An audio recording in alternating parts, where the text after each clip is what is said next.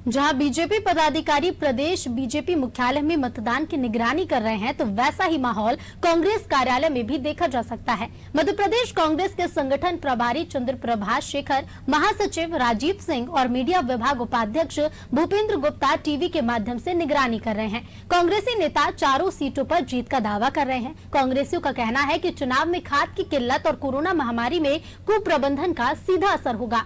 कांग्रेस कार्यालय में उपचुनाव में मतदान की स्थिति का जायजा लिया अनादि टीवी संवाददाता दुष्यंत पाराशर ने। मध्य प्रदेश में 3 विधानसभाओं और 1 लोकसभा पर मतदान जो है वो लगातार जारी है। सुबह से ही मत का प्रयोग जो है मतदाता अपने अपने तरीके से कर रहे हैं।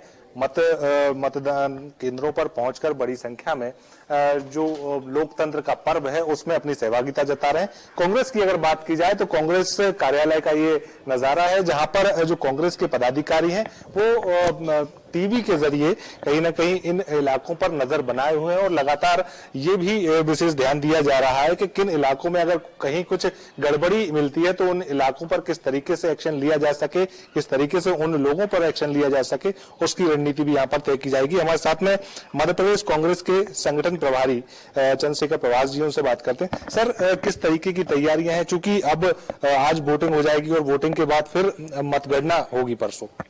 देखिए, तैयारी तो पूरी तरह हो चुकी है और इतनी अच्छी तैयारी है कि चारों सीटें कांग्रेस जीतने जा रही है। तीनों विधानसभा की सीटें और 1 लोकसभा की सीट का जो चुनाव हो रहा है, इसमें जो जनता का जो रुझान आ रहा है वो कांग्रेस के पक्ष में आ रहा है, क्योंकि इस समय जनता में भारतीय जनता पार्टी और उसकी नीतियों और कार्यों के संबंध में भयंकर असंतोष है, आक्रोश है। साथ में महासचिव राजीव सिंह जी हैं। राजीव सिंह जी, आप क्या मानते हैं कि जिस तरीके से जो कई बार ये होता है, विवाद हो जाते हैं, कई बार ये देखने में आता है कि बूथ पर जो पहुंचते हैं मतदाता लेकिन वो मत का उपयोग नहीं कर पाते या फॉल्स मतदान हो जाता है, तो उसको रोकने के लिए क्या तैयारी है? देखिए, चुनावी घोषणा के बाद से ही जिस तरह से चुनाव ने रफ्तार पकड़ी, हमारे कांग्रेस के कार्यकर्ता घर घर गए, लोगों से बात करी, उनको तो एक वातावरण ये बना कि कांग्रेस के प्रति लोगों का रुझान है। यही कारण है कि भारतीय जनता पार्टी ने फिर प्रशासन को, पुलिस को और पैसे की दम पर ये चुनाव को टर्न करा और उसके माध्यम से ये चुनाव जीतना चाहते हैं। और लगातार पिछले 4 दिनों से ये शिकायतें मिल रही थी कि किसी भी तरह से चुनाव जीतना है भारतीय जनता पार्टी को तो किस तरह से परेशान किया जाए। हमारे कांग्रेस के कार्यकर्ताओं पे झूठे प्रकरण बनाए जा रहे थे,